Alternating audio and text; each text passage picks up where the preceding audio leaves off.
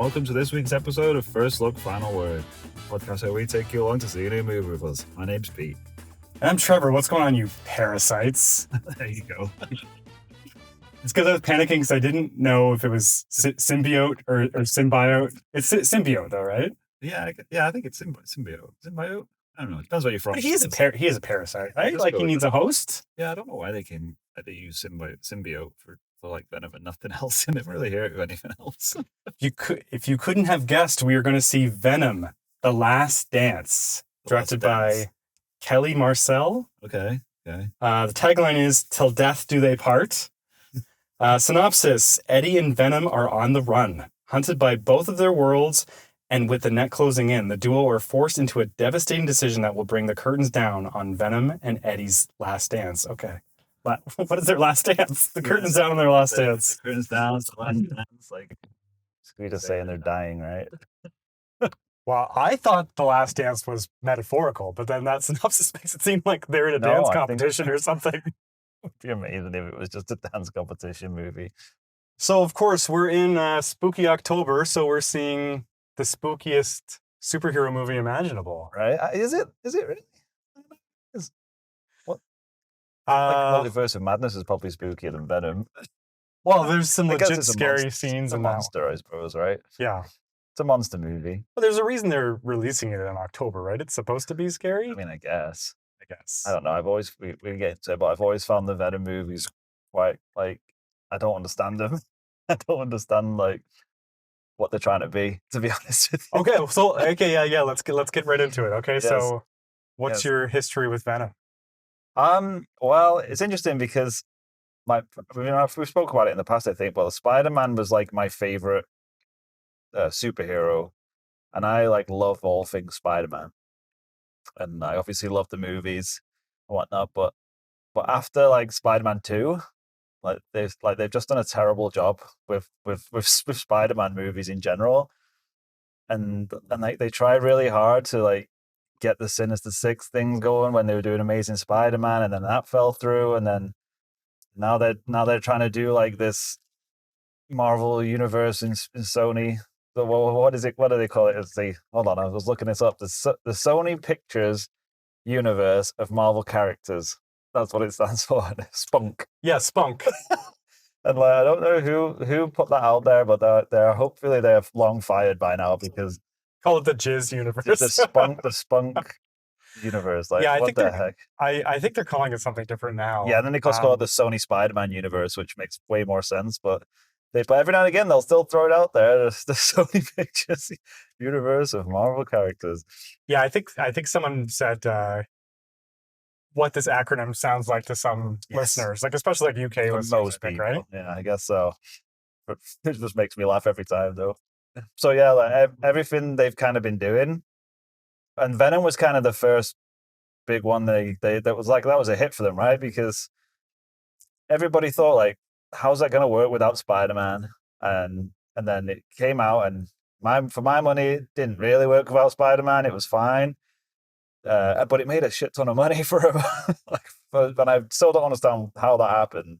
Well, I think people are just like really into Venom. as a character, and he's like a pretty recent-ish Yeah. creation, right? Like isn't he a Frank Miller creation? I'm not sure actually who created him, to be honest with you. I think he is like from But he's super popular though, right? like the late '80s. Like so, he's not like a story, No, he's not like just sort of like Harley Quinn he's from not one of the OG like yeah. rogues gallery, but So yeah. did you like Venom as a character back when he was like on the animated Spider-Man show? Yeah, like the animated stuff was basically where I get all my references from. I wasn't big into same. the comics, but no, I loved Venom in the animated stuff, like and Carnage as well when they brought him in. But no, yeah, I loved him in that. And I remember being like so excited when they were bringing him in to Spider-Man 3, Raimi's Spider-Man Yeah. 3. And it did not work well in that movie. You could tell that Raimi had no interest in that character, and the studio just forced him to include him. So that was really quite disappointed with that. Well, it seemed like for Spider-Man 3, he was really interested in doing just like the Green Goblin arc. Yeah, and he was With Harry. he's actually really into the Sandman arc as well. Like he really wanted to focus on Yeah, the and Sandman like story, the father-daughter stuff. the Venom stuff does seem like It's just too Kinda much. There's just too much going on in that tagged movie. on. Yeah. And I guess like there hasn't really been a lot of lessons learned from Spider-Man 3 because like there still is like, sometimes too many villains in these movies. Yeah. I guess that's probably the worst example of that, just like overstuffed. Well, the same token though, like people were so like excited for that, like the black suit poster and stuff when that came out. I remember everyone losing their mind over that. So that like they knew that stick that in the trailer, stick that in the poster, and people lose their shit to make sure he's in the movie somehow. And so I take it you were not a big fan of Spider-Man 3. No, because it's not good. So is that like the traditional Venom arc, like the alien symbiote? It attaches itself to Peter Parker. Yeah. Then they detach, and then it finds Eddie Brock. Is that kind of pretty much? Yeah, from what I understand. Okay. Yeah. And I don't know if you mind doing this, but I've watched both Venom movies. I thought that they were like totally fine. Yeah, right. Just like to me, they were like a bit of a throwback to like 90s like comic book movies where it was just like this is just kind of like silly popcorn, not really doing anything new. I really can't remember what happened, especially in the second one. I cannot remember what happened. Well, it's funny you say that, Trevor, because I did a huge amount of research, and just before you picked me up, I watched a 6-minute recap video of the first two movies. That's great, because I was in the same boat. All I remember is his performance, which is the only thing good about the whole thing. Well, it's sort of like, he's like just like off the rails in the best possible way. It's so crazy. It's, I mean, it doesn't even really fit into the movie that he's in. That's why I was saying I don't understand these movies because they're like it's like slapstick humor. It's like right? It's like cheap popcorn superhero flick with and then it's like you say slapstick humor, but then it's like it tries to be dark. He's doing this really weird performance, and it's like super dark at times, and you're like, what is going on? I really don't understand why it resonated with fans so much. Made like $800 million the first one. Yeah, that's crazy. Well, that's kind of why Sony has like that's what I mean. Like it's Venom's fault. Bet after bet on really poorly chosen projects. This is what it. I swear. Sometimes I wish I was in an alternate reality where this didn't happen because they did this Venom. They did the Venom movie. They're like, we'll see if this works, and it worked really well for them. And they were like, oh, this is a winner. We'll just do random movies about Spider-Man. We don't need Spider-Man. Yeah, Spider-Man. We'll take all the villains and give them a standalone movie, and people obviously will love them. And they've done a few since, and there's a few coming, and nobody's liked them. I've actually not even watched them.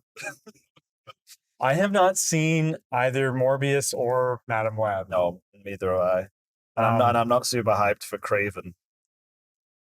I forgot that was coming out. Yeah, that's the next one. Okay, who is Craven? It's No, I know who Craven is. Who's playing Craven? Yeah, that's what I was gonna say. It's what's his name? Kick-Ass. Oh, Aaron Taylor Johnson. Aaron Taylor Johnson, yeah. So I'm here for him. You know what? He'll do a good job. Like I'm at least excited about that choice. To be honest, like I couldn't imagine like a less inspiring choice than Dakota Johnson. That's fair. And I don't think I knew who Madam Web was. No. Well, I mean, in the comics, she was like an old lady. Like I knew who Morbius was from the Spider-Man series. Yeah. So I'm sure Madam Web must have been in that.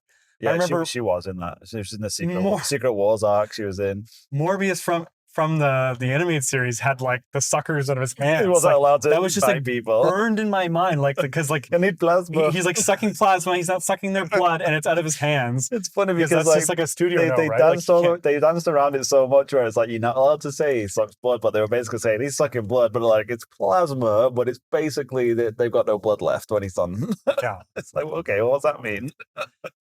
Yeah, it's one of those 90s TV notes where it's like, you can't say anything to do with blood in a children's TV show. It's like, okay, he's a vampire. What do you want us to do? I don't know. Give him sucky hands like an octopus or something? I don't know. You figure it out. I almost like would have liked that in the movie because that would have been just a throwback. Yeah, I've not seen that one either. But like I've had a really long dislike of Jared Leto. Like, yeah, he's one of those people. I don't usually like to do the hipster thing of saying like I liked this thing before it was cool, but I really didn't like him before it was cool. Hated when he was getting Oscars. I always hated him. Yeah, well, I was annoyed by that performance that won him an Oscar, and that's basically something it's literally never going to happen again. like that kind of performance winning an Oscar. No. I liked him in American Psycho. Right. Yeah. I like him in Requiem for a Dream. Mhm. That's kind of it. You don't like him as Joker? We've talked about this before. I still have never seen Suicide Squad, Oh no. and I've never seen Justice League. So I've not actually seen him I don't remember as that conversation. the Joker. I feel like that's got to be like a future episode where you show me Justice League or something. We do a Yeah. commentary on that. You know what? The not to get into the whole Snyder Cut, because I don't want to align myself with those people. No offense if you're listening, but you're weird. But the Snyder Cut is actually not a bad movie. Like I'm not one of these people that think Snyder is a god or anything. He's done some terrible stuff, but the Snyder Cut of Justice League is pretty good. Do you think you would have that opinion if you hadn't seen the original cut? I think so, because the original cut is not that bad. It's just not a great movie, and it was just like, and like the Snyder Cut is not an amazing movie either. But like I'm like I was in the bag for all that DC stuff, like tying in like different stuff and follow ups. But you know, Well, that's why I'm curious now that the DC EU is just done. yeah. I'm curious to actually go and watch the Snyder Cut, having never seen the original cut, to see if like I can just jump in and like the movie. Yeah, I think that's what I think. Enough time had passed where I was like, I'm just going to watch this for what it is, and like, well, I think the thing about it was is that a lot of the things that really bothered me about the theatrical cut didn't bother me as much in the other cut. So like, I can't remember off the top of my head what they were, but I remember thinking like, oh, that doesn't bother me as much. So it was like the things that niggled me about the theatrical cut or didn't quite work. They weren't as prevalent in the Snyder cut, which Okay. just Well, like more stuff, right? It's longer. I'm interested in watching it. Yeah, yeah. We'll do an episode on that one day. Maybe when they do another Batman movie. So did you want to do your Venom recap? Oh yeah, sorry. Yeah, I think that would be helpful for me going. Yeah, well, or maybe not. Are they on the run at the end of the second movie? don't know. Okay.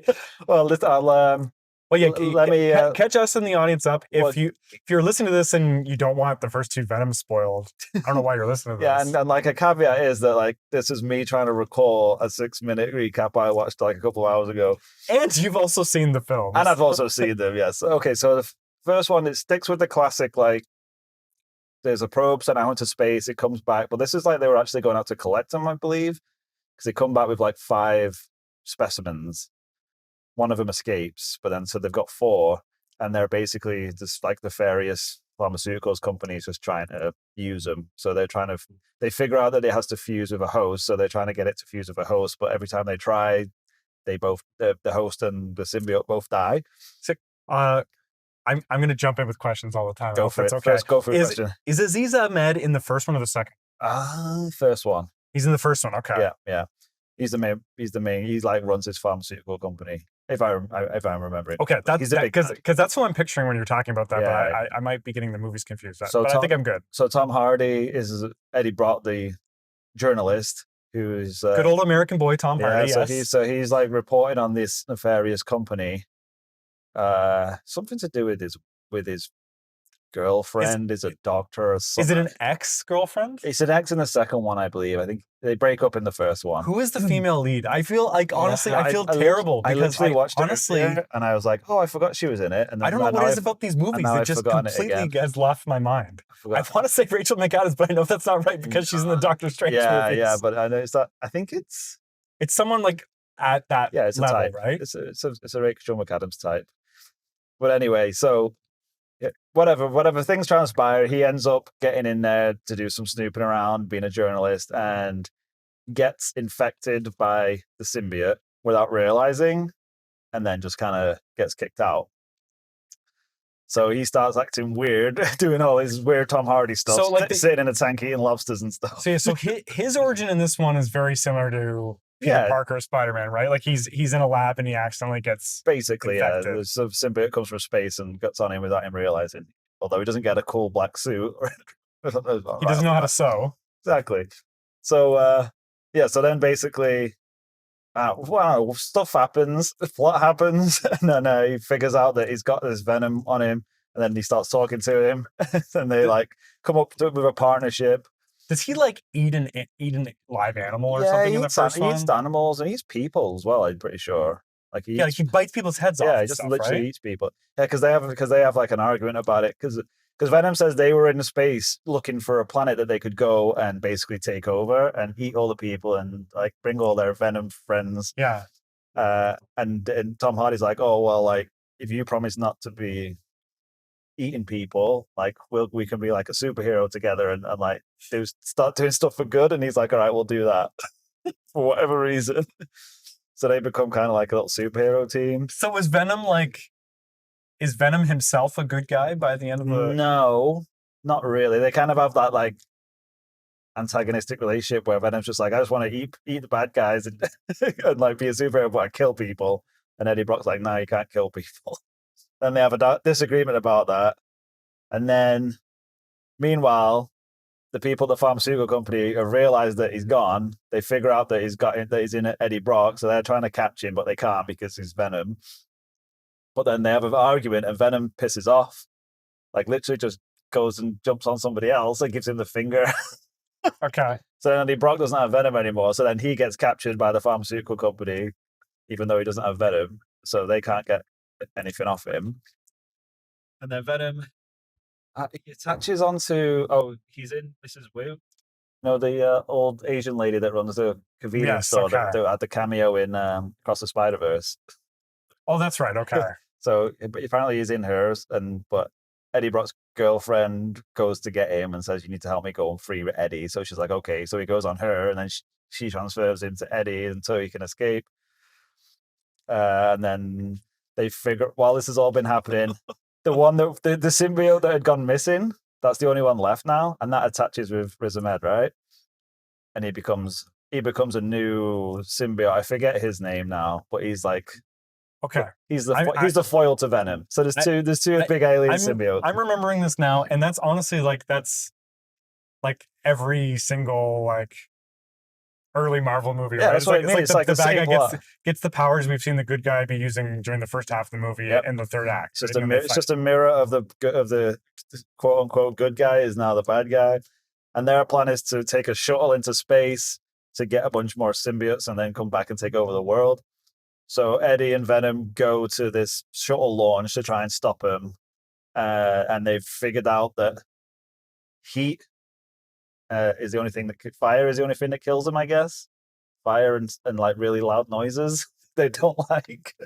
The loud noise thing I remember from Spider-Man 3. That's pretty canon, I think. Yeah. But so anyway, they have a fight and whatever. They blow up the ship and kill the other Venom guy. So they're heroes at the end, basically. And they agree to like live together. Oh no, people think that Venom died. I think that was the note. Everyone thinks that Venom's died and Eddie's by himself, but actually Venom's still alive, and they're like secretly gonna be superheroes now and not eat people, and that's how the first one ends. So it kind of ends like Eddie says, "I want you inside me." Yeah, something like that. There's a lot of weird stuff that goes on in the movies, but that's what I remember anyway. I think I might be forgetting some stuff muddled up, but basically that's what happens in the first one. Okay, that's all resonating with me. Yeah. Remember, Aziz Ahmed's playing like a bit of like a Elon Musk type character, exactly, right? Yeah, it's basically Ant-Man. It is, yeah. That is basically Ant-Man. And it's also like it's Iron Man a little bit. Yeah. But even like what's his name, David Cross or whatever, the bad guy in Ant-Man, he was just like the corporate guy who's trying to use the technology for his own ends. It's like basically the exact same. Well, they've changed like shrinking bugs to alien symbiotes. So yes. Okay. So what about second one? So second one picks up with them doing their superhero shit. Is Eddie Brock still an investigative journalist in the second one? I think so. Yes, he is. Okay, because he has like a TV show with his movies, right? Does he? I think so. I don't think he does. I thought he was like a. Like a cable television show? Like a guerrilla journalist on cable TV or YouTube maybe. Or something. Yeah, that wasn't in the recap, but now you're saying that, you might be right. Because like we got to modernize Eddie Brock. Yeah, he's gonna have a YouTube that's what they channel. did with like J. Jonah Jameson, right? In the MCU, where he's like he's Oh, yeah, running. he has a- He's running a video blog from Yeah. his basement. Yeah. So in the second one, basically, it's all about Carnage, right? Woody Harrelson playing Cassius, whatever his name is, and so I don't know how they contrive it, but he's basically a serial killer, and Okay. they need This is all coming back to they me. need information about what he's done with the bodies or something. So for whatever reason, the detective running the case says, "Oh, we need Eddie Brock to go and talk to him because he'll be able to get the information out of him." And I can't remember why. I can't remember what the contrivance is for why they get Eddie Brock there, and they didn't even cover it in the recap. They just said he goes.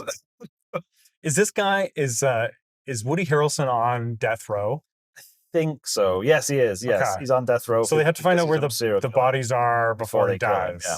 Okay. So he does figure it out somehow. Venom figures it out, but when he goes to see him again, I think Woody Harrelson bites his finger because he's like apparently allowed to just put his hand in the fucking cage where he is in the prison cell. So he bites his finger, and when he bites his finger, he gets a bit of his blood with a bit of the symbiote in. Okay. That then is like basically like his baby, which becomes Carnage. Seems a little easy. Yeah. So then So the worst person imaginable. the worst person you can imagine to get an invincible alien symbiote attached to him, it does. Is Woody It's Harrelson. Woody Harrelson with a ginger hair. So Oh, yes. Has he got a wig on? I think so. Okay. Yeah, I think I remember a terrible wig. This guy's been like famously bald for 40 years. So yeah. So then when he gets the lethal injection, but when he gets the lethal injection, that kind of like activates Carnage, and he comes out and they kills everyone and escapes. So Woody Harrelson makes a deal with Carnage. He says, "If you help me break my girlfriend out of this maximum security prison that she's in, then I'll help you take over the fucking world." I guess I don't know what he's planning. These symbiotes are always making deals. They're Yeah, just wheeling and like dealing literally everywhere. talking to each other, like has a conversation with him, like, "Hey, we'll do this." And apparently, Woody Harrelson's girlfriend is like she has superpowers. She has like a sonic scream or something. Oh, I wonder how that's going to pair. Yeah, and with, I know, right? And they were in an orphanage together, and then she got taken away because they found out she had this power, and she's been locked up ever since. And Woody Harrelson is very upset. do you recall in either of these first two movies if there's any mention of Spider-Man at all? There was one like poster in an alleyway of Spider-Man, like that you could barely see of a Spider-Man. Like they look like. Actually, I think people said it looked like the Spider-Man from the video game, even, and it had something like spray painted over it. But I think that was the only real reference to it. Right, but they ostensibly take place in the same universe. Yeah, I mean, I guess there's supposed to be a Spider-Man, but maybe not. We'll get to that because that's just in at the end of the movie. So yeah, I don't want to get too bogged down in this movie because it's not good. But basically, they go and break out his girlfriend. They burn down the orphanage, and then like they are basically just gonna destroy everything. And meanwhile, I don't even know what Venom's doing. I forget what he does. I know he goes to a rave at one point. Venom goes to a rave, or Yeah. Eddie Brock and Venom go to a rave? I don't know. I can't even remember. I just remember Venom being at a rave. Like he wants to go out and live his life. So they have a bit of an existential crisis or something, but I don't know. Anyway, but That's definitely like, I don't remember this scene at all, but that's definitely kind of put in there because someone said, we need something like memeable that, Right, that that's people will be exactly passing it. around. Like, what's some funny things that Venom could be doing? I think Eddie has like an existential crisis because his girlfriend from the first movie is now getting married to her new boyfriend. Do you know what's something to have an existential crisis about? What? That you have an alien symbiote living inside of you. No, he's fine with that now. Yeah. He's okay with that now, eating people and stuff. Okay, we have to look up who this actress is because I feel like we're being pretty unfair about not remembering who I think she it's is. like It's someone major. yeah, I I think. almost had her name then. Oh, anyway, I will look it up. But anyway, so they go and save the day. Basically, he kills. They kill Carnage. They drop a big bell on his girlfriend from a cathedral. She dies. Carnage dies. Venom eats him. I remember that. Venom eats Carnage? Yeah, he literally just starts chomping on him. Like they get him separated from Cassius, and they just like nom, nom, and eats it. It's like what? That's how you're gonna beat him? So is Carnage Venom's offspring? Yes, Okay. that's canonically what it is. It's not like he's his baby, but it's like he Yeah, calls, he calls him dad and stuff. like butted off of him, right? Yeah, Like they're yeah, not. Yeah, yeah. okay. And then there's a little thing where there's another one that connects with the police chief. And who's the guy? He's the guy from like Lock, Stock and those movies. That British actor. I should know his name, but he plays a detective. And so that was like the little crumb they left for the next movie, that there's actually another symbiote that's attached to him. And because you think he's dead, but at the end he's actually not dead because he's got a symbiote in him. So he might be the bad guy for this movie, I guess. I don't know if they're going to pick that thread up. Okay. But yeah, so at the end of the movie, everybody knows that Eddie and Venom are connected and are technically a superhero now. So they do go on the run. They go to like on vacation to a tropical island. Because is it Venom on a beach? No, they're in like a cabana bar, drinking like Mai Tais or whatever, Okay. and he's just getting drunk. No, they're in a hotel room actually, and then right at the very end, they get sucked into the MCU universe by Doctor Strange's spell from the Spider-Man movie. Oh yeah, I remember that from Multiverse of Madness, right? And he sees Tom Holland being out, well, Peter Parker being outed as Spider-Man, and Venom makes a comment about like, I know that guy or something, or I've seen that guy before. So it's like, I don't know what they're talking about. Like Venom knows Spider-Man, but Eddie Brock doesn't. That doesn't make any sense. Yeah, so they kind of did that, and then they picked that up in the Spider-Man movie, No Way Home, right? Where everyone's like, oh, it's like Tom Hardy's Venom going to be in that movie? And everyone's waiting for the whole movie. Then he was just in a post-credit scene where he's still at the bar getting drunk, and Venom's like, we should go and fight Spider-Man. And Eddie Brock's like, no, we should just stay here and get drunk. And then they missed the whole movie and then get sucked back into the spunk universe. Oh, so it's just like a total jerk off. Yeah. Like it's just like to say, hey, so he gets sucked back into the spunk right. Okay, universe. so at the end of No Way Home, then yeah, they did leave it open though, because when he gets sucked back into spunk universe, a little bit of the symbiote ges left behind, and it sort of lingers on that. It's like, it's gonna get Tom Holland. It's gonna get Tom Holland. That's hedging the bets. Yeah, it was so stupid. They shouldn't have done it. It was ridiculous. Well, that's just them like hitting Control Z on the keyboard. Yeah. But I'm assuming that's where they're gonna pick this movie up anyway. They're basically just chilling in the beach. Thank you very much for that. That synopsis. That was a horrible synopsis. So it took way too long as well, but I enjoyed it. We should do this more often.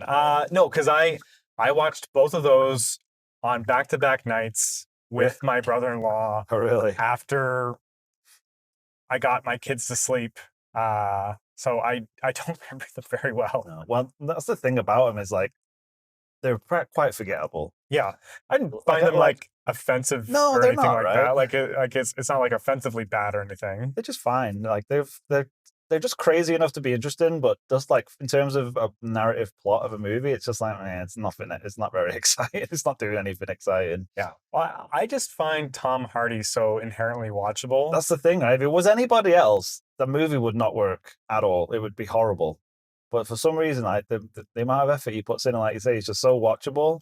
It's just like just doing the stupid voice.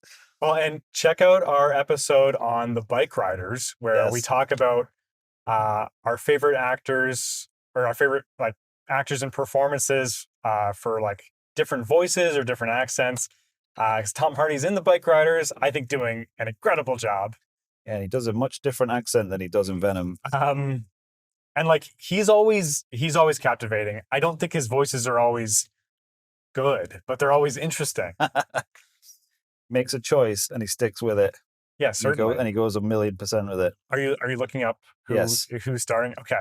See if you can pull it out of your hat just before we get in here. Well, maybe give me some clues, but once you got it. About bingo per filmography and see if you can get it from that. So I was looking up the director of this movie. Right.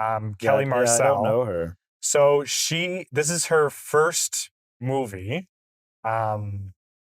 She was a writer on both of the previous Venom movies, and her first script was Saving Mr. Banks, the Mary Poppins Walt Disney movie. Yeah. And this is her directorial debut. So what are your expectations going into this one? My expectations going into this one, Yeah, for how this movie's going to be. I think it's going to be about the same. It's going to be a daft plot that's not good and just doesn't. That's just an excuse to watch Venom watch him do stupid shit.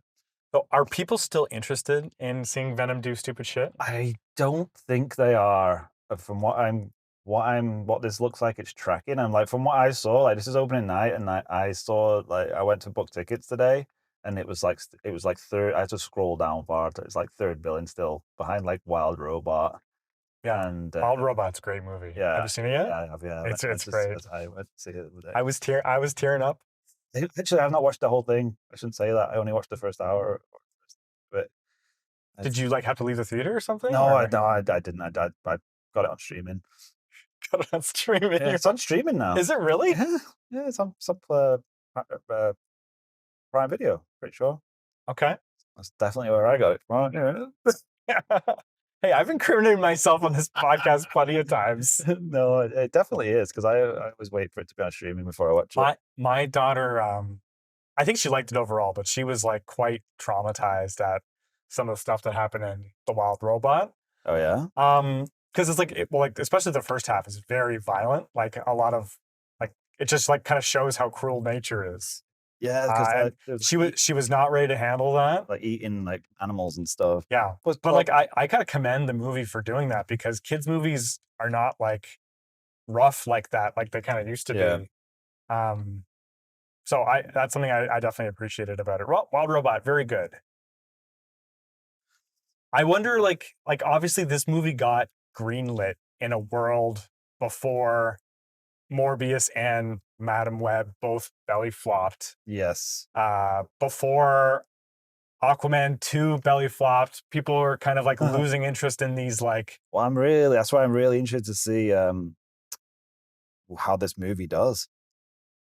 Yeah, I think. Well, have they do they have like long-term plans for the Sony Spider-Man universe? I think they did. I think they were always trying to build up to a Sinister Six movie. That's what they've always been trying to do.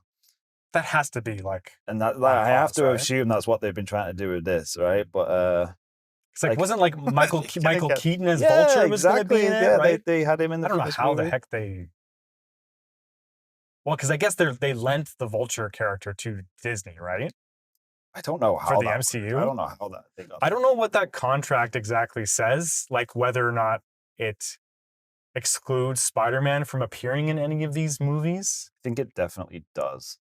Because otherwise, no, I mean, no, it can't, right? I mean, I don't know. I mean, like Tom Holland Spider-Man, at least, like they could put a different one in. But you think if they would have that lever to pull, they would have like a competing Spider-Man in these to like draw people. Well, I don't understand. Right? I honestly don't understand why they didn't just bring Andrew Garfield back after like how everyone went back. Seems like yeah. No Way Home. It's like just bring it back. Do Amazing Spider-Man 3 and everybody will go and see it. It doesn't even have to be good. I think there's certainly enough goodwill that you could do a third Garfield movie, and there's definitely enough goodwill that you could do. Oh, what the heck's his name? Tobey Maguire. Maguire, yeah. Like, you could even bring him back. You would have to get Sam Raimi, I would think. I don't think Maguire would come back with Raimi. The only thing I can think of is that they have them both signed up for Secret Wars. Because has Raimi actually been confirmed the director of Secret Wars? No, not Raimi. I meant the Spider-Man, but I don't think Raimi's been. Like he's confirmed for the third Doctor Strange movie, right? Yeah, he's doing Doctor Strange, but no, I just think otherwise I don't understand why Sony wouldn't have got something on the go already with them. The only thing I can think of is that they've got a plan to like have them in, because it could be a good like jumping off point where they show up for a scene in Secret Wars and then disappear off into setting up a new Sony movie. But I don't know if there's not going to be enough room in that movie for any of that, I don't think. But otherwise, yeah, it just seems like they missed an open goal with that one. It's like everyone was going nuts about it. They could have just said, and maybe just that they said we want tons of money to come back, maybe. But well, I would certainly be interested in a Raimi directed Spider-Man movie where he has kind of full control again, like he did for Yeah. Spider-Man 2. Yeah, I don't know if Tobey Maguire would be up for it. So he's looking a bit older these days. Well, maybe not physically. I think financially he would definitely be up for it. Yeah, you reckon? No doubt. Okay, you got any guesses for this? Give me a hint, because I honestly don't have any. How about if I said? Give me it. I'm trying to think. I'm trying to tell you a movie that won't make it obvious. How about if I said The Fablemans? Is that Michelle Williams? It is. Okay. I don't remember her in these movies at all. No, I literally I saw her in the recap and I was just like forgot. Honestly, she seems too good to be in this type of movie. Well, so does Tom Hardy, to be fair. That's true. She's like a 5-time Oscar nominee. Yeah, they hire. That's the thing with Sony. They're like, we'll just hire really good actors and we've got really good IP and that's all we need, right? Then it'll sell. It's like, well, how about you come up with a decent freaking script? So then why did if they're hiring good actors, why did they hire Dakota Johnson to be Madam Web? Well, I mean, she was pretty hot at the time, I suppose, before that shit show. Like people like Dakota. I know you don't like her, but she was pretty popular, wasn't she? Is she? I don't know. I don't know. I saw the first 50 Shades of Grey movie, and I would say that she's quite atrocious in it. I haven't seen any of the sequels or anything. I guess I liked her in Suspiria. I don't know if a lot of people necessarily saw that movie. Yeah, I initially haven't seen her in anything. I haven't seen her in one single movie. I just assumed that she was like a rising star, maybe. I don't know. I think so, yeah. Well, and often they'll sign on people when they think they're about to exactly. peak, yeah, right? yeah. Okay, well, we're just about to pull into the theater. I just wanted to shout out that next week, as our capper to our spooky October, we're going to be covering the Texas Chainsaw Massacre. Yes, which I have not seen. Yeah. So this is one of those ones where I always say, "Oh, I need to watch that." I'm actually going to do it this time. Yeah. So so the original, believe is 1973 Tobe Hooper movie. Did you see the remake when it came out in the early 2000s? So you've got no connection to it. All I know about it is all of the pop culture references that I've caught from all other movies. People referencing it, which is a lot, to be fair. Yeah, there's a very famous villain in this one. Yes. Misunderstood villain, I guess. Yeah, he's got a face. So I don't want to say too much. I'm going through my Texas Chainsaw watching all 9 movies this month. There's 9? Yeah, we already had this conversation. You've already been surprised that there's 9 of them. Because I remember you saying you watched it all, but then I assumed that it was only 3 or 4. So I'm gonna. Oh, there's a fire truck there. So that's what fire trucks sound like in Canada to our international listeners. I wonder if that'll come through. yeah. Maybe that will just naturally. Maybe when you're editing this, you can. I'll just put some fake. I guess that would be easier. Just put a helicopter noise and stuff. It's going down. It's like Grand Theft Auto around here. Yes, and also talk about spooky season. Check out our Nightmare on Elm Street episode. If you're a fan of those old horror movies, that was a good episode. Yeah, we also got an older episode on The Shining. So yeah. So you can definitely get your first looks, final spook on. Oh, geez, that was stupid. Get your spook on. Please, I don't want to run you over, kids. To get run over. It's so dark in October. Okay, I'm not gonna hit anybody. Okay, we made it. We made it to the theater, everybody. All right, if you are new to the podcast, Pete and I are going to go and watch the movie now that we've arrived at the theater. We're going to come back and give you a quick spoiler for your review of the movie we just saw, as well as tell you what the best time to go to the bathroom is. Your report. Then give you lots of time and warning before we head into spoiler talk. Yes. Anything else to add, Pete? No. Oh, one thing I will add. If you are a big Venom fan, something I stumbled upon yesterday that actually was quite funny is that they got Tom Hardy to do a bedtime story on Calm. You know the Calm app? Have you used the Calm app? Has sleep stories and meditations and stuff. So he's doing the Venom voice in it? It's Venom and Eddie Brock tell a story. Okay. It's called Alien Dog. It's pretty funny. Okay. He basically retells the plot of the first movie, but with instead of Eddie Brock, it's a little dog. Okay. I'm very. Is that free? You have to pay for a subscription. Okay, but I'm sure you can hear a preview somewhere. Get a right? preview, yeah. Okay. I was like, "How is this a sleep story?" It's like, it's like, I guess you gotta get your movie marketing in somehow. Why not? They may as well spend the money. Like, how much do you think they would have paid him to do that? Probably within his contract, maybe. But I just like, I can't imagine why. Maybe he's just doing it for a promo. Is that getting anybody to go and watch Venom? I don't know. I don't know. So that was your attempt at the Venom voice. I'm gonna try once I see the movie. That's all I do. Anyway, all right, that's about it then, right? All right, here we go. Wish us luck, everybody. Go anywhere.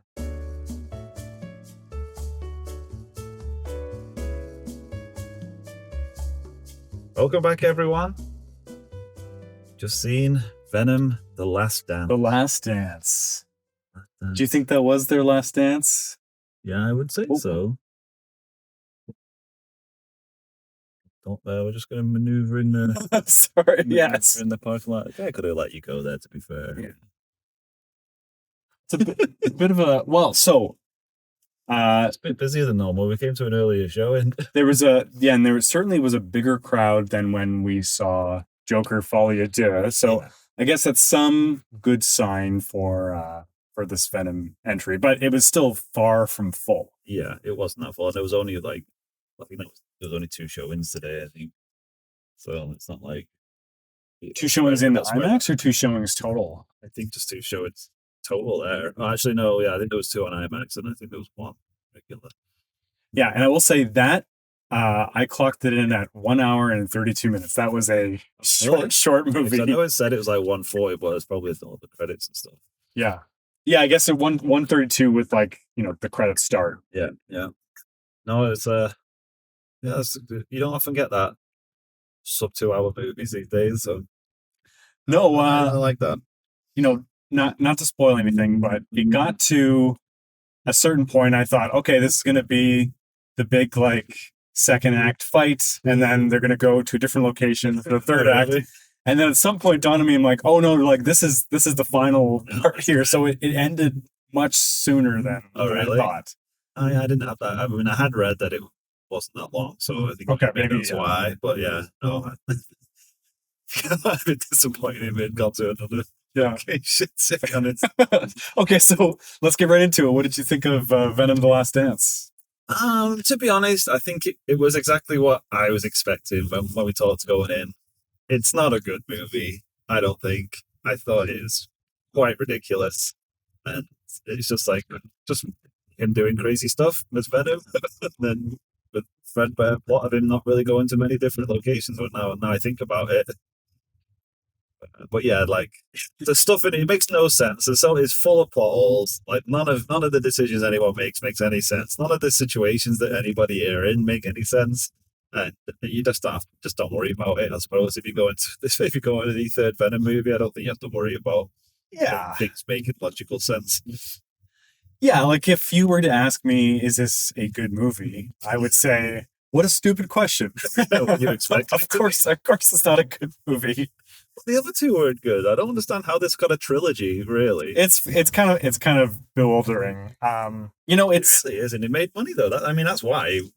That's what I mean when I say I don't know how it's got a trilogy. It's bewildering because people flocked to it, and I'm why this and not something else? I don't. You were saying that the second one made a lot less than the first one. Yeah. Is it 800 to 500? Yeah, kind of thing. So the drop. Yeah. Although we made more on the opening weekend.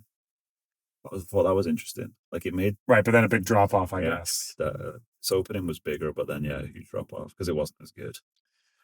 Yeah. So will the hardcore Venom fans be into this? I guess. It's just more of the same, right? I think I wouldn't be surprised if I actually liked it. I think I liked it more than the second one. I remember being pretty disappointed in the second one, but I think that was just because I was excited to see Woody Harrelson as Carnage, and it just was a bit meh.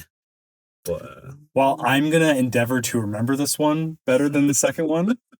And it's not. It's largely forgettable, though. I would say, I think I've already forgotten most of the plot. I think a lot of the plot is driven by Tom Hardy wanting to say certain things as Venom. Yeah, that's all it is, right? Like, I want to be in this situation, so let's just do that. yeah, I have a really funny line to say as Venom. Yeah, or a very funny thing that's going to happen. Yeah. Or a visual that I want to do. Yeah, it was a lot of that.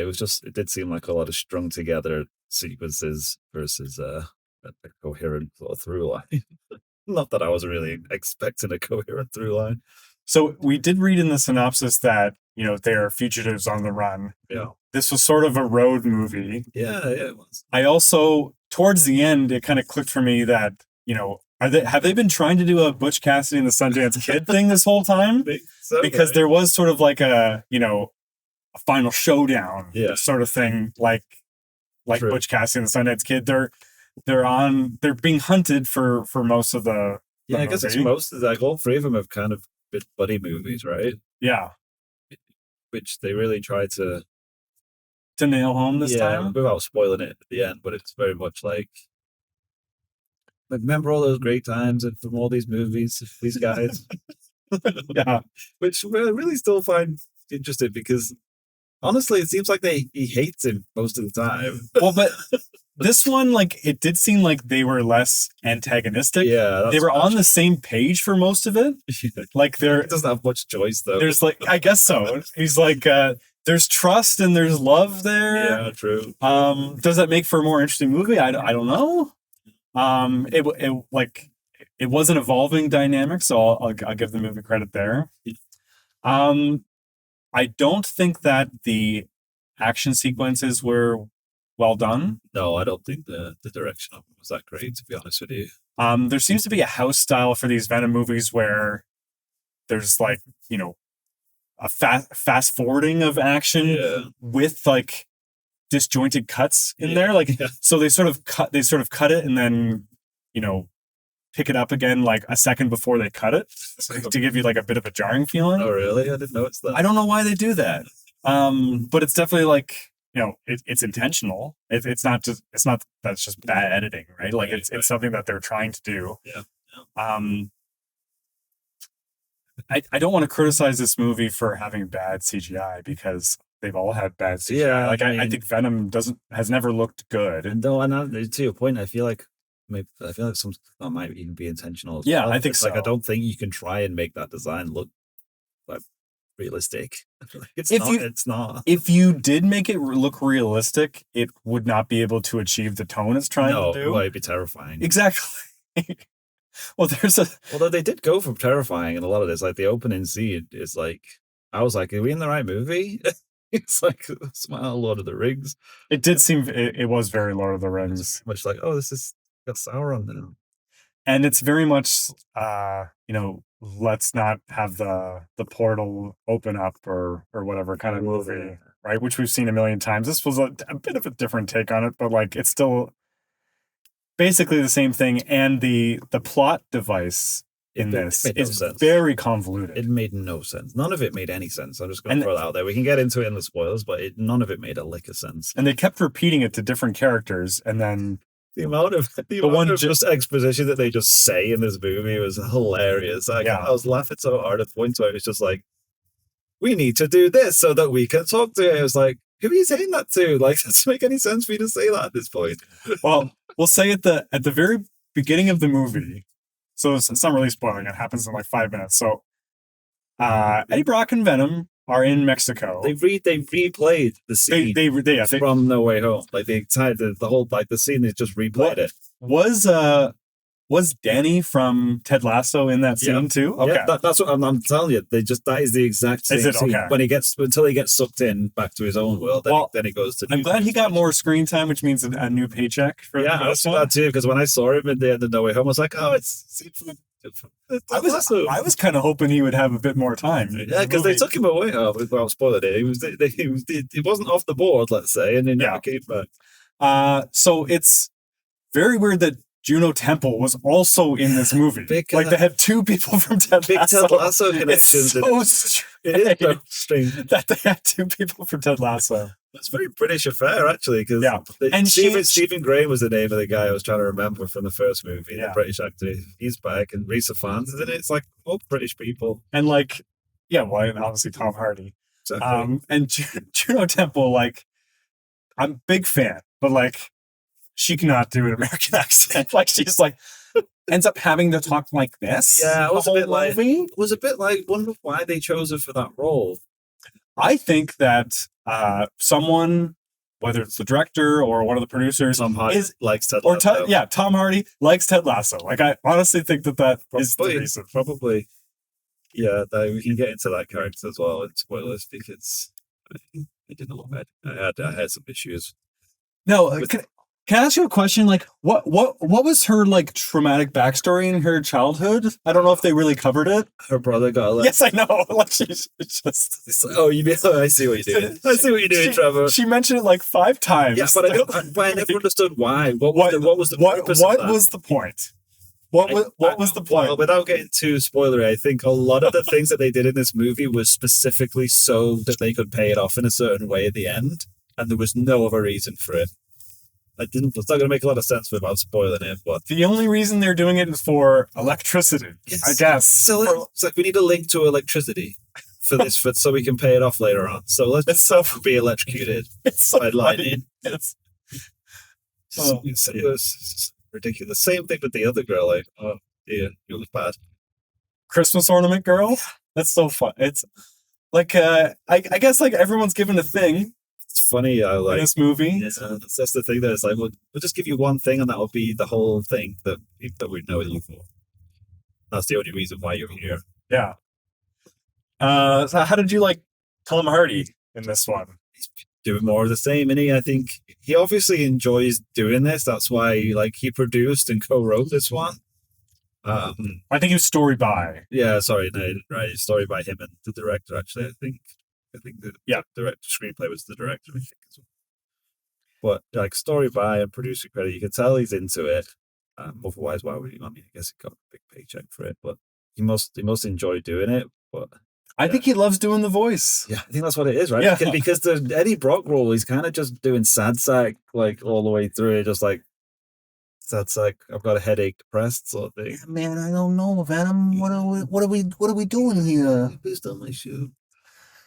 I think you're right. I think he just likes doing the Venom stuff. And the whole so Eddie Brock and Venom's drive in this movie is, they're in Mexico at the beginning. Please do tell me because I don't know what it is. And then as soon as they pop back into Mexico, the news report says Eddie Brock is still a wanted man. Yeah. And he goes, "Well, I can't stay in Mexico all my life." But why not? You surely can. He's like, "But I can't go to San Francisco." I know. We'll go to New York, the most populous city in the United States. Well, he had a really bullshit reason that He's like, "Let's go blackmail a judge."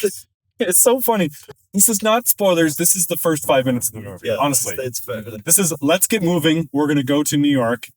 The movie is mostly a road movie from them trying to move. Well, that's what I mean. It's just like in his mind, he said, "I want New York to be a focus of this movie, so we'll just force it because of plot reasons." And they talk about New York a lot, and that's the main goal. So it's no other reason. Because at first I was like, "Oh, that'd be interesting to get him back into New York where it's supposed to be set with Spider-Man," but it didn't go. That didn't go where I thought it might go. Can I ask a question? Is there a more disappointing villain in a superhero movie than in this movie? Which you mean? Which one are you referring to? The big bad? Yeah, so the and no spoilers about what happened, but the big bad who has a backstory with the symbiotes, Right, the Sauron. which they explain. What's his name? Do you remember his name? It's like I think it's Noel. No, I think because I'm sure he's from the comics. Yeah, I read an article where it's like apparently it was a big thing they did in the comics that apparently nobody really liked, but yeah, it was a big arc that they pushed in the comics. Is it Nole? Noel? No, I think it's Knoll, like Knoll. Okay, like a grassy knoll. I might be wrong about that though. Okay. I know it's a K. Anyways, it's Knol. I think. I think this is the most I don't know, pardon my language, but limp dick villain that's ever existed in a superhero movie. Yeah, give him anything to do. So, No, it's like it's way worse than like the Thanos thing in the early MCU where he just was sitting in a chair. Like it's worse than that. Yeah. Just seems a bit odd. It's like they were setting it up for a future. Maybe they are. Maybe he's going to be the big bad, the big spunk bad, and they're all just the. Well, we should be careful because we're kind of drifting into spoilers a little bit. True. I mean, we could just move into spoilers at this point, I suppose. So P reports. Look around the 52-minute mark. Listen for Cat Stevens' Wild World. That's the perfect time to go to the bathroom. That is a good shout. And that is immediately after David Bowie's Space Oddity. Yes, which was like, but one of like, I was gonna say one of the crazy scenes, but in this movie, like, there are some crazy scenes. There's so many crazy scenes. It's just well, it's not like crazy like you're not gonna fucking believe this. No, but it's more like, why would someone write this way? Why is this happening right now? I don't understand. Like, it doesn't compute. So yeah, Before we jump into spoilers, what I'd like to leave people with is this is a movie about indulgence. Like, it's just like the people who've been in charge of Venom just doing whatever the hell it seems like they feel like. Yep.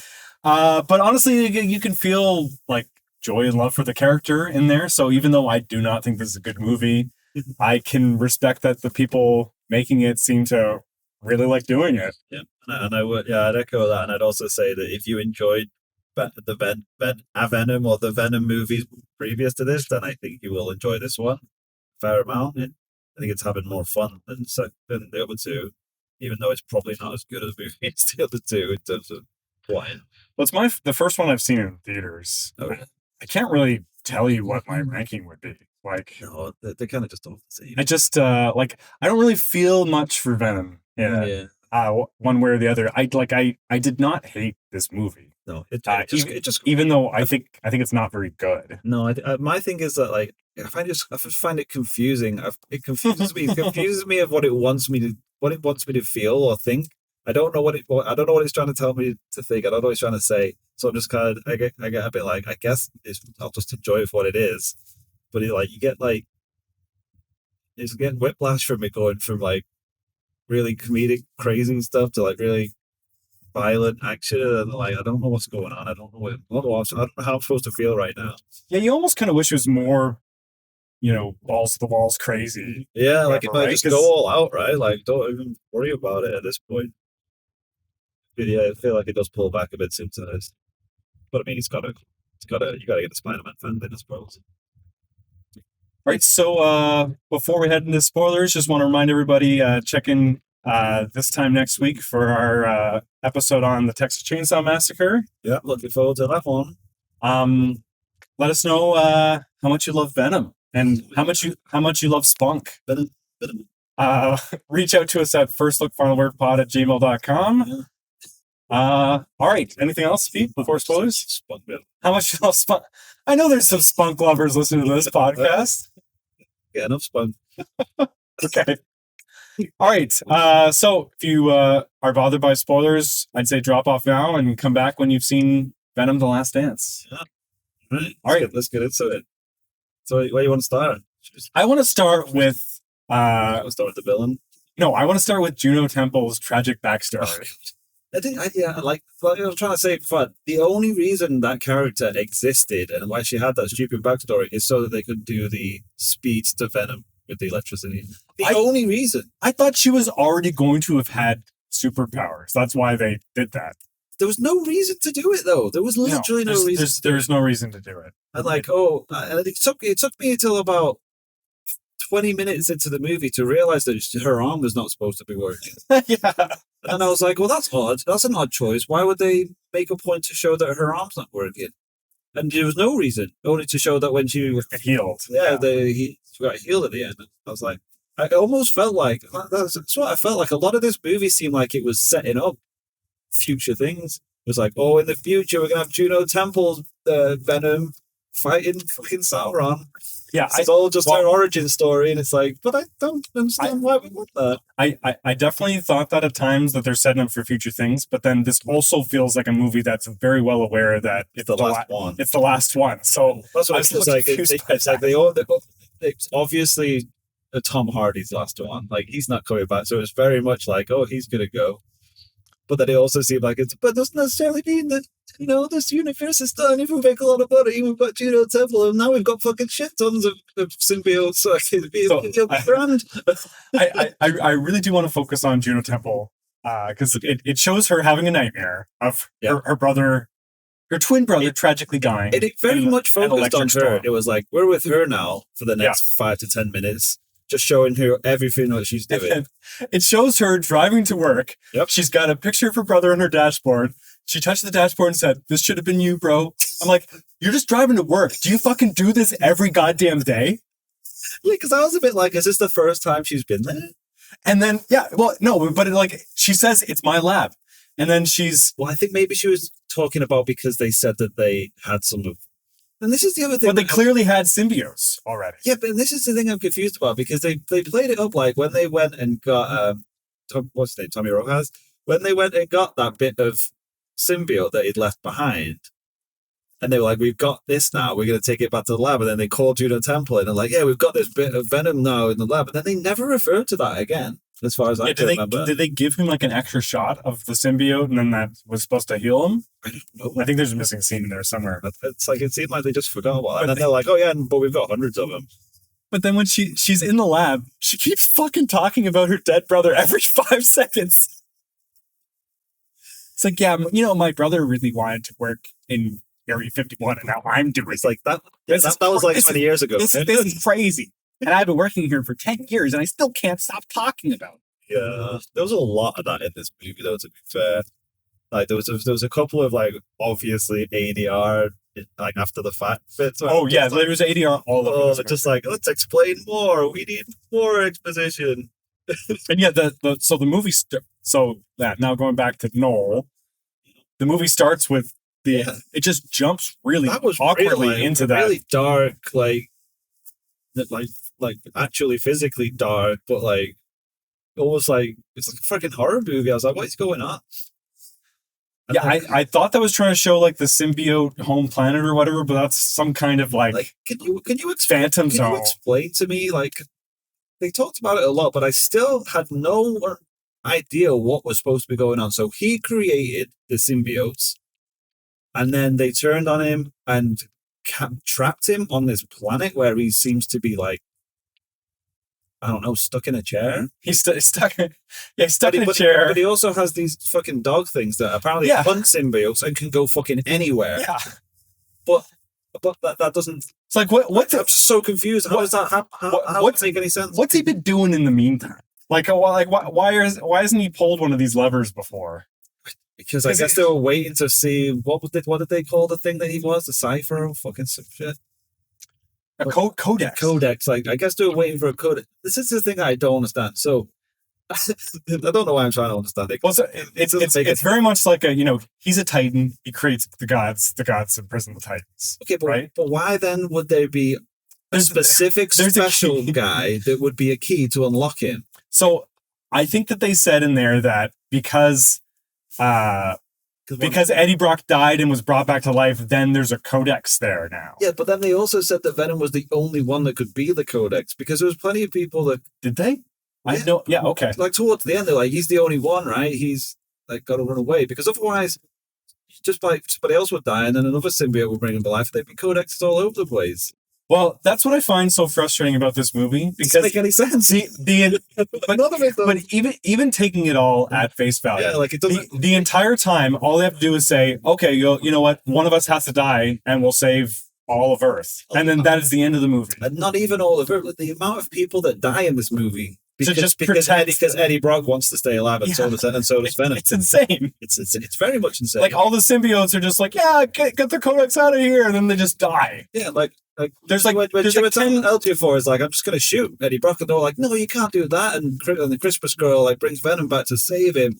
I was like, do you not understand? He's the only one making any sense right now. Like, if they kill Eddie Brock right now, this is done. They really got to kill him. Like, a lot of people could have been saved if you just And not for nothing. He didn't even need to kill Eddie Brock. He just didn't need to become fully Venom ever again, which he did so many times for no reason. That is exactly where I want to go.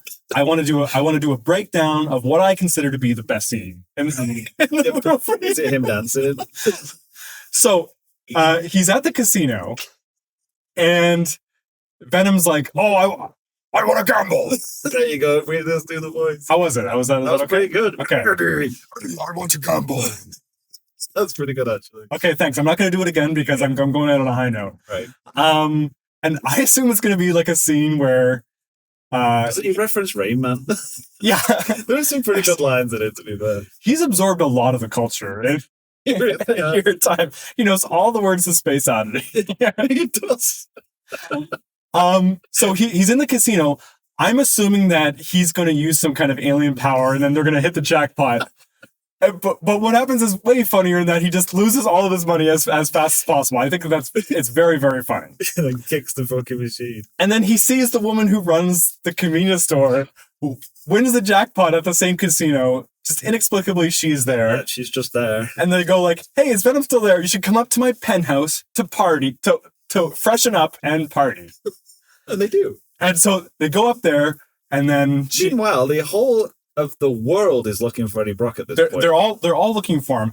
All they have to do is for Venom to not take his pure form. Yeah. He can still like stick his head out for some reason. Yeah. He's like, I wonder where the cutoff is. So the rules are a little murky. A little murky, but they've at least established like a hard line. He can't just be pure Venom. I'm like, okay, as long as he's literally not pure Venom, then this thing won't come out.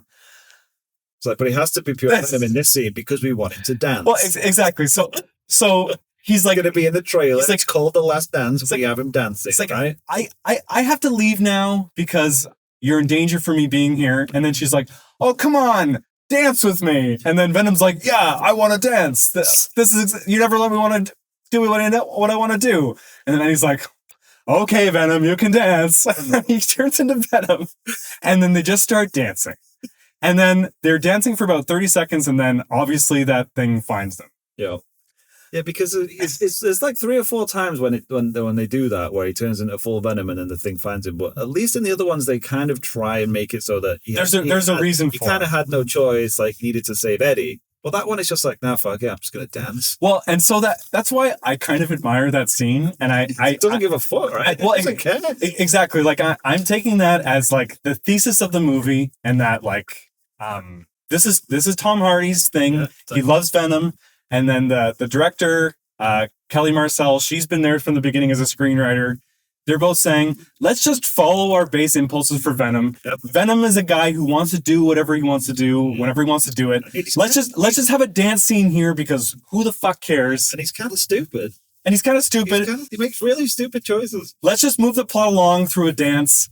It doesn't matter that it doesn't make sense. And honestly, I applaud the movie for doing it. You know what I was a bit disappointed in, and I'm going to guess this is probably a budget thing, but the scene where they're in the river and they're separated and he's trying to get to Eddie and he keeps jumping into different animals. Yeah. And he does like the fish and the frog and stuff. I thought that was really cool. And then they did it with the horse. I would have loved to see more of him going into random animals. And then at the end credits, it showed they did a bunch of different animals, like fucking lions and octopus. The penguin was funny. Penguin, I was like, yeah, they should have gone to a zoo. Yeah, like just to have more of that. And I'm wondering if maybe they had planned to do it, but they were just like, you know what? We can afford to do the concept art. We'll put it in the trailer. Other than that, it's going to be way too expensive. Yeah, I wonder if those are all like going to be available toys or something like that. Like all those animals. Absolutely right. I mean, they got enough symbiotes in the end there to sell the toys. I found that river fight scene incredibly strange and disjointed. Yes, it was odd. Made me think like, this does not seem like the crack team. It was an odd strategy though. Like they had them dangling off the freaking helicopter with like sonic cannons, and then they're like, "No, we're just going to drop into the river because we've got like underwater like turbines on us for reasons. Because why wouldn't we have those?" And then the river was only like 4 foot deep, guys. I don't think you need to get into it that much. Then it's like, oh, and there's a giant waterfall. It's like the worst. And then But I kind of got the impression that it was just like Chiwetel Ejiofor and just had like 6 men, and it's like, okay, you're in charge of everything, and there's going to be no one else. Who was that general? Yeah, they never really said. Was that supposed to be like Eddie Brock's dad or something like that? Oh, Because they were kind of hiding him. Yeah, like when he woke up at the end and that general guy was sat with him, I thought that was like the reveal was like he'd been behind it all along, but I was like, are we supposed to know who this is? Yeah, like maybe that's a guy from one of the first movies, and I honestly have no idea. They're telling it like it was a big reveal. Right. I thought he was going to say, thanks, Dad. Like, honestly, like I thought that he was going to be related to him. I don't know. I think I was missing a big like reveal moment in this movie. I was like, oh look, it's it. But there's no boss fight in this movie, which I found a little perplexing. I was assuming there's going to be like, a mini scene.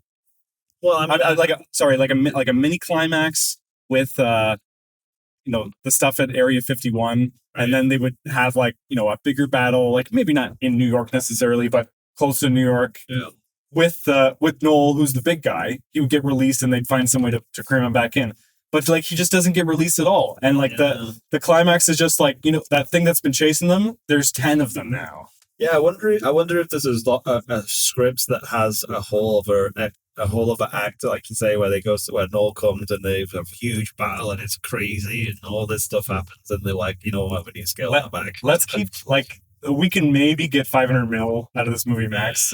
Let's not go crazy. Yeah, let's try to keep the budget at a reasonable place. 90 minutes. Spending Joker money on this. It is kind of funny that this costs like $80 million less than Joker. Now, Joker did look better, but this had like more places that they went besides a courtroom. True.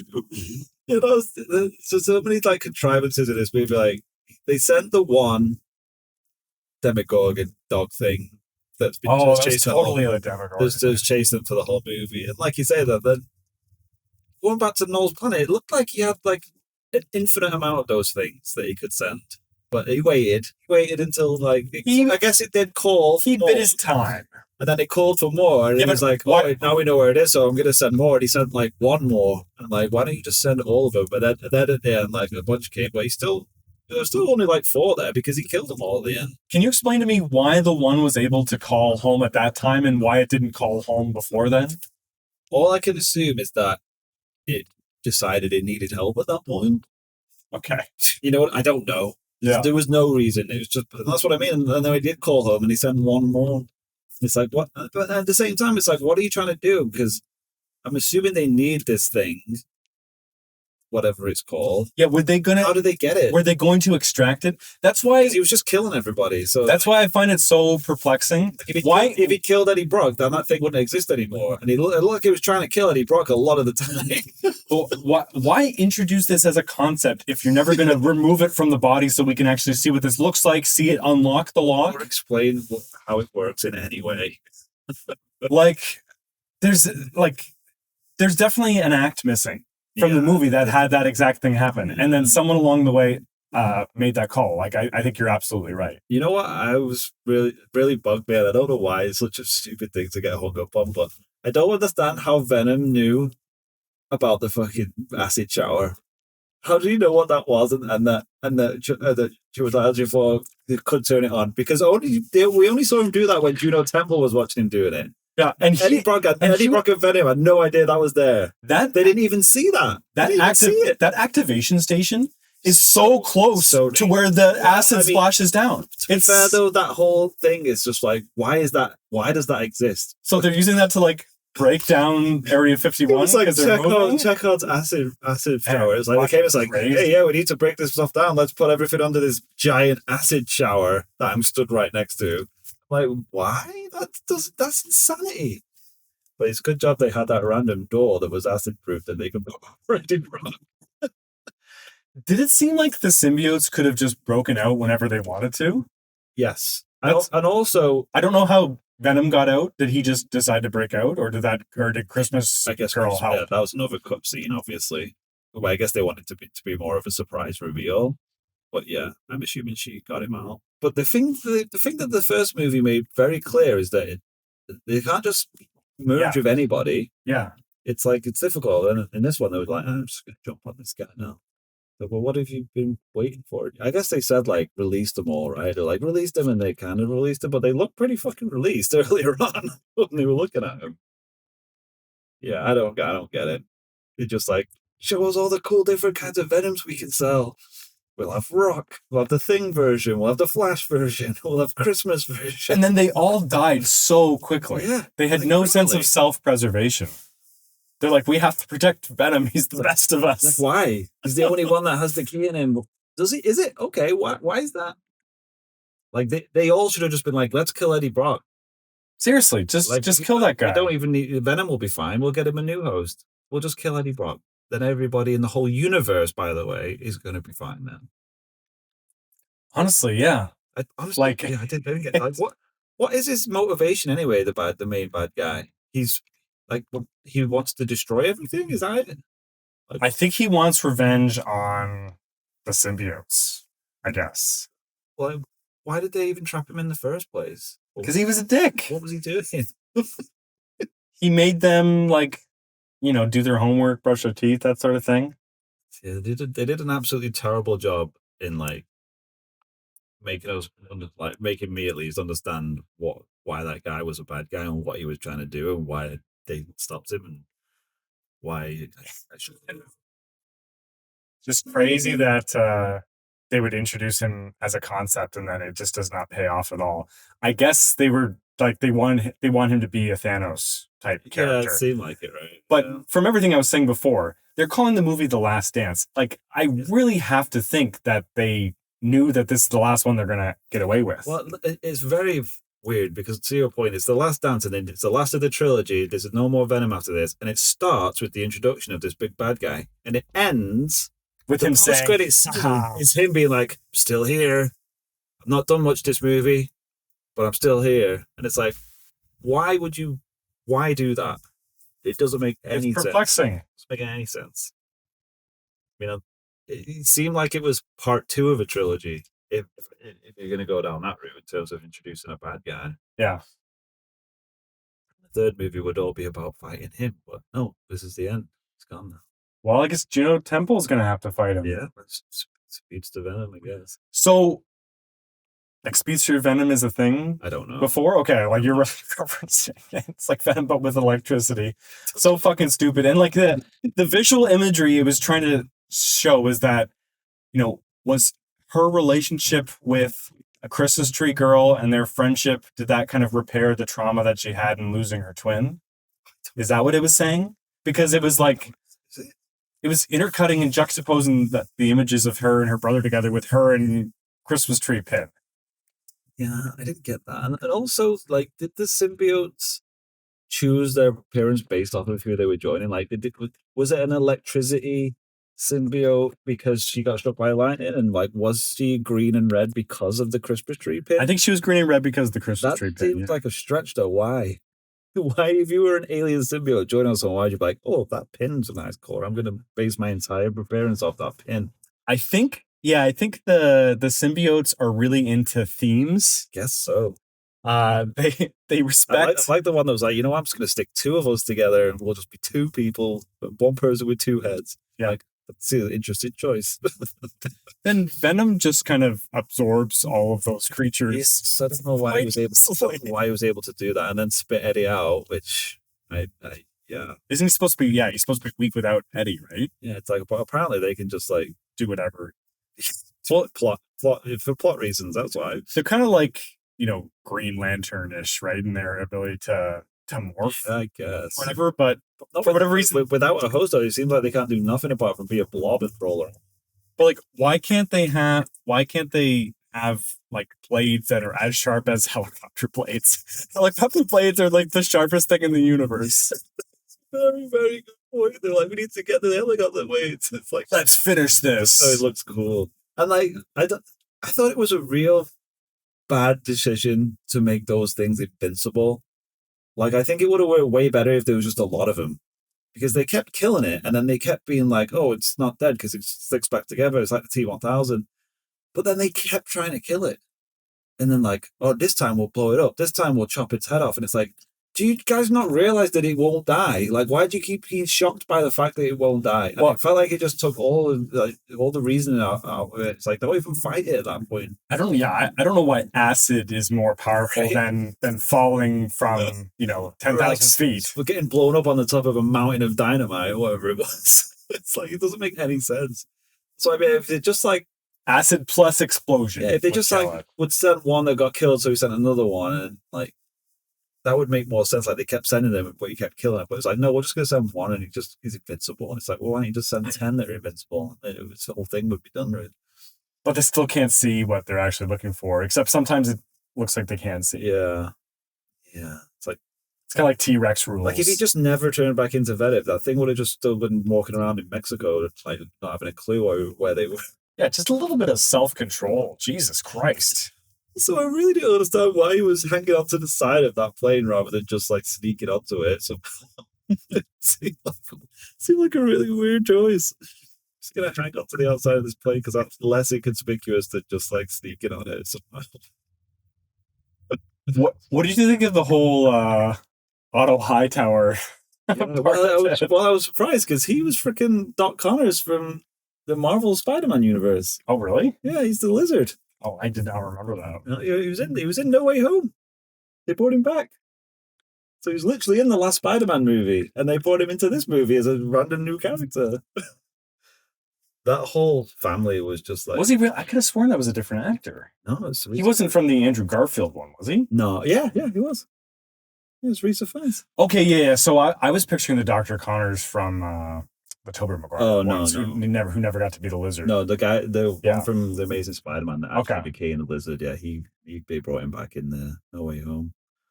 All right. I was like, yeah, it's not good. And that whole character was so odd. That whole family was so weird. And like the only reason they were in it is so that they could have an innocent family in jeopardy at the end that he could try and save. Like, I guess, yeah. Well, there's a heartwarming moment when Venom pops out and says, "You don't have to be afraid." I'm like, this is like gonna haunt this kid's dreams forever. yeah, and it's one of those things that's like he sees that they're there and he's like, "Oh no, this innocent family's here. I'm gonna go All he there. has to do is not go over there, and they would have been fine." But he's like, "No, I'm going to go over there, and now they're going to be in a lot of trouble." And then Juno Temple runs the thing over with a car that seems to almost kill the thing that just survived a mini nuclear blast. Well, it had a grill, pretty tough grill on there. That whole none of the characters in the entire movie seemed like they could possibly be any kind of real person in real life. Let's just put it that way. No, None of them. Not a one of them. They all just were doing crazy things that didn't make any sense. and like, yeah, I wouldn't necessarily mind that, but I don't think the movie is aware that what Right. people are doing doesn't make any sense. That's what I mean. Yeah, it's just like there's no straight straight man in the entire movie. It's just like it's like a weird trip, the whole thing, but not even in a good way. Yeah. Now, that being said, like I think I enjoyed myself. It does help that the movie was 90 minutes long. If it was any longer, Well, I mean, we've not been short of things to talk about. It's definitely got stuff in it to talk about, and it's entertaining, and it's worth a watch for a giggle. But yeah, I wouldn't say it's classic cinema. It is not. I wouldn't say it's like a necessary theater experience. It's my only Venom I've seen in the theaters. We saw it in IMAX. Should mention. Yeah, we didn't mention that, did we? Yeah, like I think it's like it's going to be like the other two Venom movies. It's going to be panned by critics for being a stupid, terrible movie, and a lot of people are going to think that's fine, it's fun, and it's going to make its money. That'll be that. Yeah, unless it doesn't make its money. I think it'll be fine. Do you think Craven's going to make any money? You know what? They had a new Craven trailer before this ran on IMAX, and they did a pretty good job of making me half interested in that because the first trailer looked ridiculous. It was like I got bitten by a radioactive lion and gave me superpowers, and they like jettisoned all that from this new trailer. Like, let's just keep away from the stupid stuff and just make it like he's a badass. Like he's just like James Bond. I feel like the Hunter version of James Bond. Say the Craven movie is like actually good. Like it's like an A+ movie. Yeah. Are people going to go see it? I don't know. Like, I don't think so. just judging by like, look what happened with Black Adam, look what happened with Madam Web, and look what happened with Morbius.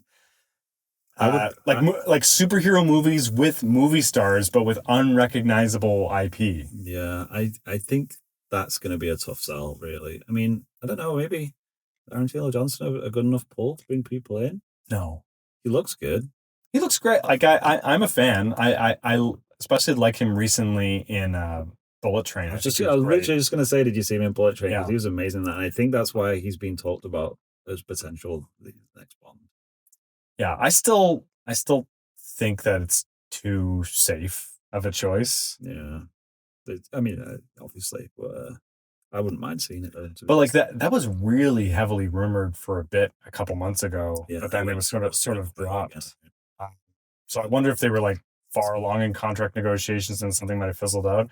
Maybe they're testing the waters a bit. I'm still holding out hope for Dev Patel. I think that would be really cool. They'll never do Dev Patel, man. They'll never do it. No? No, they'll never will. They'll do Jane Bond before they do Dev Patel. No, I think the gender gap is something they'll never cross.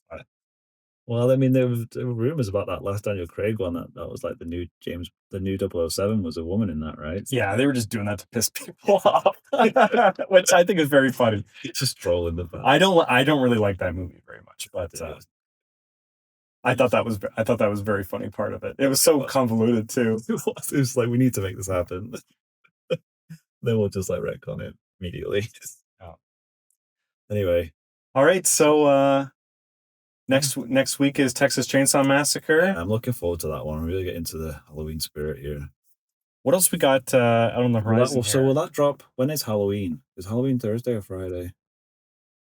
Yeah, so we can even aim to maybe release a day early or something. Yeah, get it there for Halloween. It's a drop for Halloween. Yeah. It's not like we have to wait for it to come out on iMac. There we go. Yeah, so look out for that one on Halloween in your inboxes, guys. All right. Twitter feed, your new podcast feed of your choice, I should say. You know what? I'm gonna put out a call to action here. Oh, there we go. Email us your best Venom voice. Like a voice note. Give us a voice note. We'll play the best ones on the next episode. That's good. Yeah. You know what?